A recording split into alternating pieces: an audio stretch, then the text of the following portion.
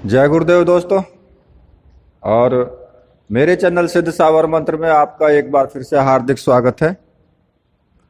और देखिए, आज मैं आपके लिए एक भगवान नारायण का एक छोटा सा अनुभव लेकर के आया हूं। तो अनुभव बताने से पहले मैं आपसे रिक्वेस्ट करूंगा कि जो भी मेरे चैनल पर नए व्यूवर्स हैं वो चैनल को सब्सक्राइब कर लें और साथ में ही बेल के बटन को भी प्रेस कर दें, ताकि जो भी मैं लेटेस्ट वीडियो डालूं उसका नोटिफिकेशन उनको तुरंत मिल जाए और उस वीडियो को वो देख पाएं। क्योंकि मैं जो वीडियो डालता हूं वो जो घटना होती है वो सत्य और सटीक ही होती है।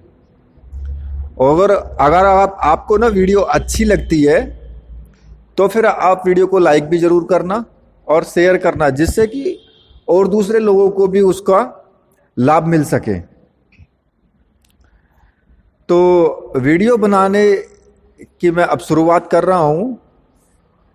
देखिए, एक मेरे मित्र हैं जिनका कि मेरे पास में कल ही मैसेज आया था और मेरे व्यूवर भी हैं वो। तो उन्होंने भगवान नारायण की साधना की है। उन्होंने सन 1999 में गुरु मंत्र लिया था। और ये गुरु मंत्र उन्होंने कहीं, देखिए मैं बताऊं, जो मेरे गुरु जी हैं वो तो नहीं है उनके पर गुरु तो गुरु ही होता है। जो उनके गुरु हैं वो ये उन्होंने नाम लिखा है प्रहलाद महाराज रामदासी, जो उनके गुरुजी हैं। तो उनसे उन्होंने साधना की दीक्षा ली है। अब प्रॉब्लम क्या आ रखी है? प्रॉब्लम यह है कि पहले उनका जब उन्होंने साधना स्टार्ट की तो कभी तो साधना बीच में छूट जाए। अक्सर होता है ऐसा कि साधना कई बार बीच में छूट जाती है और फिर दोबारा से स्टार्ट कर लें। तो इसी उठापटक में उनका जो साधना थी वो चल रही है। कई बार उनके साथ में जो दिक्कतें आई उसमें भी परमात्मा ने उनकी रक्षा की है, संकट से उभारा है। लेकिन अब जो उनके पास में प्रॉब्लम आ रखी है वो 4 सालों से लगातार कर रहे हैं अब साधना, और उनको अनुभव भी हुए हैं कुछ। और जो उनको अनुभव हुए हैं उनमें उन्होंने यही पाया है कि जब भी कोई संकट आया तो भगवान नारायण ने उनकी सहायता की और उस संकट से उभार लिया। लेकिन अब वो कह रहे हैं कि मतलब घर में कोई मांगलिक कार्य भी नहीं हो पा रहा, एकदम सब कुछ थम सा गया है। अब उस परिस्थिति में वो बहुत बेचैन है और कहते हैं कि कभी कभी तो ऐसा लगता है कि सब कुछ छोड़ छाड़ के सन्यासी हो जाऊं, बस सन्यास ले लूं। पर सोच करके रुक जाता हूं कि मेरे बूढ़े माँ बाप हैं, जो बुजुर्ग माँ बाप हैं, उनकी वजह से रुक जाता हूं। उनकी वजह से मेरे पैरों में बेड़ियां पड़ जाती हैं। तो कुल मिलाकर के ये कि मैं भी अंदर से, देखिए मैं वीडियो बना रहा हूं लेकिन मेरा भी हृदय जो है वो अंदर से बहुत व्याकुल सा हो रहा है। क्योंकि ऐसी परिस्थिति में व्यक्ति फंस जाता है और ऐसी परिस्थितियां अक्सर साधकों के सामने आती हैं। मैं आपको एक सच्चाई बताऊं, ऐसी परिस्थितियां साधकों के सामने आती हैं, लेकिन आती उन्हीं साधकों के सामने हैं जो सच्चे होते हैं। जो झूठ मूठ का प्रपंच रचते हैं उनके सामने ऐसा कुछ नहीं होता। अब देखिए, मैं बताऊं आपको कि उनके माता पिता हैं, बुजुर्ग हैं, तो उस परिस्थिति में अब वो घर को छोड़ करके चले जाएं, सन्यासी बन जाएं, तो वो भी अच्छा नहीं होगा। क्यों? क्योंकि उन बूढ़े माँ बाप की सेवा कौन करेगा? वो बेचारे कहाँ जाएंगे? अरे जिन्होंने पाल पोस कर इतना बड़ा किया है, इतना उन्होंने मतलब हर तरह से उनके लिए जब छोटे होंगे तो खाना खिलाया है, तो ऐसी स्थिति में वो अपने बूढ़े माँ बाप को छोड़ करके मतलब कैसे चले जाएं? तो भगवान कभी कभी ऐसी परीक्षाएं लेते हैं। मतलब वीडियो में बना रहा हूं, लेकिन मेरा भी अंदर से हृदय दुखी है। तो आप ये समझिए कि जो उन्होंने मुझे अपना ये भेजा है कि मैं इस तरीके से बहुत ज़्यादा परेशान हूँ, ना कोई काम हो पा रहा है, ना किसी पैसे के लिए भी व्यक्ति परेशान रहता है, तो उस परिस्थिति में मुझे क्या करना चाहिए? उन्होंने मुझसे क्वेश्चन किया है कि ऐसी परिस्थिति मेरे सामने है कि मेरा मन नहीं लगता, सोचता हूँ छोड़ करके कहीं चला जाऊं, तो अब मैं क्या करूं? तो देखिए, मैं वीडियो के माध्यम से उनको भी और जो दूसरे साधक हैं उनको भी मैं बताना चाहता हूं। सबसे पहली बात कि जो सच्चे साधक होंगे उनके सामने ऐसी परिस्थितियां आएंगी, 100% आएंगी। और ये परिस्थितियां किन साधनाओं में नहीं आती हैं? जो भूत प्रेत लीजो दीजो जिंद पिंद और ये सब जो छोटी मोटी साधनाएं हैं, इनको करते हो तब ये परेशानियां नहीं आती हैं। लेकिन आप भगवान श्री कृष्ण की, आप राम जी की साधना, या फिर आप विष्णु भगवान की, या फिर भोलेनाथ की, अगर आप इनकी साधनाएं आप करते हो तो आपके सामने ऐसी परिस्थितियां आएंगी ही आएंगी। अब क्यों आएंगी? क्योंकि देखिए, भगवान विष्णु की एक अलग ही लीला रही है। क्या लीला रही है? कि जब कोई उनका जाप करता है, जब कोई उनको मानता है, उनकी साधना करता है, उपासना करता है, तो भगवान विष्णु का सबसे पहला कार्य होता है कि वो अपने भक्त को निर्धन करता है। सबसे पहले वो निर्धन करेगा। क्यों? अगर धन होगा तो वो उसकी भक्ति नहीं कर पाएगा, क्योंकि जब धन जरूरत से ज्यादा आ जाता है ना, तो आदमी ना दिन में उल्लू बन जाता है, उसको दिन में भी कुछ दिखाई नहीं देता है। क्योंकि लक्ष्मी की सवारी उल्लू की है, और उल्लू को दिन में दिखाई नहीं देता, उसको रात में दिखाई देता है। तो जितने भी पैसे वाले होंगे ना, जितने भी पैसे वाले होंगे, अथाह पैसा जिनके पास होगा, वो रात में चलते हैं घूमने के लिए, गाड़ी निकालेंगे और रात भर घूमेंगे। वो उनको रात में ही दिखाई देता है सब कुछ।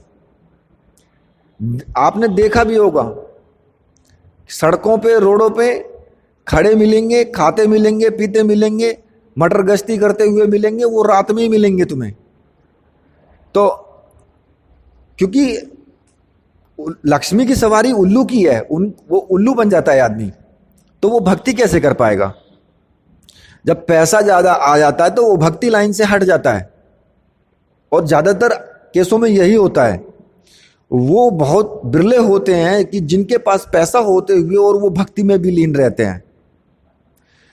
लेकिन भगवान श्री कृष्ण या फिर नारायण अपने भक्त को सबसे पहले निर्धन करता है। सुदामा का ही चरित्र उठा लो, सुदामा को शुरुआत में बिल्कुल निर्धन कर दिया था, और लास्ट में ऐसा अपने गले से चिपका लिया कि ये ले, इतना धन दे दिया, इतनी माया दे दी, माया से महल बना के खड़ा कर दिया।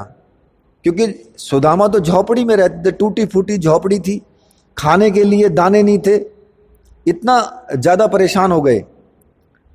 किसी का भी उदाहरण ले लो, राजा हरिश्चंद्र का उदाहरण ले लो, तारावती के साथ में बेटे को भी बेच दिया, खुद भी बिक गया, अब घरवाली को भी, और राजपाट सब कुछ चला गया। मेहतर के घर जाकर के पानी भरना पड़ा। लेकिन लास्ट में जब भगवान प्रकट हुए तो उनको एक तरीके से तार दिया गया। उनको आज तक उनका नाम गाया जाता है। मोरध्वज को ले लीजिए, मोरध्वज राजा के उसी का बेटा, और राजा रानी दोनों के हाथों से ही आरे से उसका शीश कटवाया। जब अर्जुन को लेकर के गए तो उन्हीं दोनों के हाथ से शीश कटवाया कि मेरा शेर तो तुम्हारे बेटे का मांस खाएगा। और दोनों राजा रानियों ने रोते हुए जो है आरा चलाया। और उसके बाद जब दुखी हो गए राजा रानी तो कहने लगे कि अब तो कुछ नहीं बचाया, अब चलते हैं, अब कहीं भजन करेंगे चल के। तब भगवान श्री कृष्ण ने कहा कि एक बार आवाज तो मारना उसको, धीरध्वज को, जो तुम्हारा पुत्र है धीरध्वज, जिसको तुमने काटा है, उसको एक बार आवाज तो मारो। और जैसे ही राजा रानी ने आवाज मारी तो वो दौड़ता हुआ भागता हुआ आया। तो ये है भगवान नारायण की लीला। और जब वो पहले निर्धन करते हैं, इतना लाचार कर देते हैं इंसान को कि बहुत ज्यादा जिंदगी में परेशान हो जाएगा। उसके बाद फिर जब वो परेशान रहेगा ना, तभी वो भक्ति करेगा, ज्यादा से ज्यादा लगन लगाएगा कि तेरे पास कुछ भी नहीं है, तू अब भगवान की भक्ति कर, कुछ तेरा बेड़ा पार यही करेंगे। और लास्ट में फिर क्या होगा? लास्ट में फिर वो अपने भगत को अपनी तरफ खींच लेते हैं। यानी आप जब भगवान आपको निर्धन कर देंगे, फिर आपको वो अपनी तरफ खींचेंगे कि हाँ। तो भगवान नारायण की ये सबसे बड़ी लीला रही है कि वो जब एक बार हाथ पकड़ लेते हैं ना, तो फिर हाथ नहीं छोड़ते हैं, हाथ नहीं छोड़ते हैं वो, फिर वो उसको खींच लेते हैं अपनी तरफ ही। जाएगा कहाँ? और यही होता है कि जब आप नारायण की साधना करते हो तो आपके अंदर जो वैराग्य उत्पन्न होता है। अब ये मेरे जो भी हैं वीवर मित्र ही हैं मेरे, तो इनको जो अब ये वैराग्य पैदा हो रखा है ना कि मैं घर छोड़ के कहीं चला जाऊं, लेकिन माँ बाप हैं, माँ बाप को छोड़ करके कैसे चले जाएं? क्योंकि माँ बाप ने जन्म दिया है। अब उसमें स्थिति दो आ जाती हैं कि अगर माँ बाप को छोड़ करके जाते हैं तो जो पितृ ऋण है, मातृ और पितृ ऋण को चुकाए बगैर उनको मोक्ष भी नहीं मिल सकता, जन्म लेना पड़ेगा दोबारा, और जब जन्म लेंगे दोबारा तो फिर चुकाना पड़ेगा वो। तो इसलिए उनको मातृ पितृ ऋण से भी उऋण होना है कि उनका जो ऋण है वो भी चुकाना है। भाई उन्होंने जन्म दिया है, उन्होंने पाला पोसा है, उन्होंने इतना बड़ा किया है, क्यों किया है? उनका भी तो कुछ ऋण है, उनका भी तो कोई अधिकार है। तो इसलिए वो छोड़ करके जा भी नहीं सकते हैं। तो सबसे पहले उनका जो समाधान है वो यही है, सबसे पहले अपने माता पिता की सेवा। माता पिता की सेवा और गुरु की सेवा। माता पिता की सेवा जो होगी ना, आप ये मानिए कि सारा धाम वहीं पे है, मोक्ष वहीं पे है, जिसने अपने माता पिता की सेवा कर ली। और भाई वैसे तुम पूजते रहो, सारे देवी देवताओं को पूजते रहो और माता पिता में लठ मारते रहो, तो भैया कुछ नहीं मिलने वाला, सब कुछ बेकार है। जितनी भी पूजा करो, उपासना करो, सब कुछ करो, सब कुछ खत्म है, कुछ नहीं मिलेगा। तो मेरे कहने का तात्पर्य सीधा सा ये है कि भगवान नारायण की साधना में ऐसा ही होता है, ऐसा ही होता है। जब तुम दुखी होगे ना तो तुम्हारे पाप कट जाएंगे। वो सबसे पहले अपने भक्त के पापों को खत्म करते हैं। जब पाप खत्म हो जाएंगे और जब उनका जो पुण्य है वो स्टार्ट होगा, तब उनको देखो कितनी शांति मिलती है, कितना उनको आनंद आता है। फिर वो फिर अपने भक्त को अपने अंदर समाये ही लेते हैं।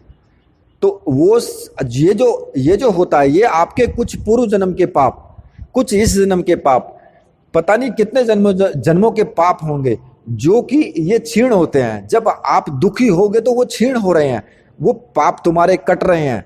यही है जो नारायण की साधना करते हैं उसमें जो इस तरह होता है हमारे साथ में, वो इसीलिए होता है कि भगवान नारायण हमारे पापों को खत्म करते हैं।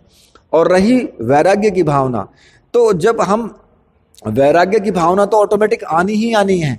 जो भगवान नारायण की साधना करेगा वो अपने आप में मगन रहेगा, उसे दुनिया से लेना देना नहीं होता, वो सिर्फ अपने आप में मगन होकर के रहेगा। तुम उसको पुकारते रहो, वो कई बार ऐसा होगा सुनेगा ही नहीं, उसे किसी से लगाव नहीं होगा इतना, उसे अपने अपने आप में मगन रहेगा, बस वो किसी से ज्यादा उसको लगाव नहीं होगा, अकेला रहना पसंद करेगा वो। ये उसके लक्षण होते हैं कि वो हमेशा अकेला रहना, एकांत में ही रहना पसंद करेगा, उसे ज्यादा ये भीड़ भाड़ वाली दुनिया वो अच्छी नहीं लगेगी। तो इस तरह की स्थिति उत्पन्न होती है। ये मैंने आपको थोड़ा विस्तार से समझा दिया है, और वीडियो इसी वजह से मेरी लंबी हो जाती है कि भाई जब मैं समझाने बैठता हूँ तो फिर मैं थोड़ा सा विस्तार से समझा देता हूँ, तो इसलिए मेरी थोड़ी वीडियो लंबी हो जाती है। तो भाई सबसे पहले मैं उनको भी कहना चाहूँगा कि अपने माता पिता की सेवा करें, उसके बाद ही सोचें, और हो सकता है भगवान ने कृपा की तो बहुत कुछ अच्छा होगा आपके साथ। और मैं वीडियो को यहीं पे अब समाप्त करता हूँ। तो बोलिए मेरे साथ में, बोलिए वीर बजरंग बली हनुमान जी महाराज की जय, बोलिए मेरे परम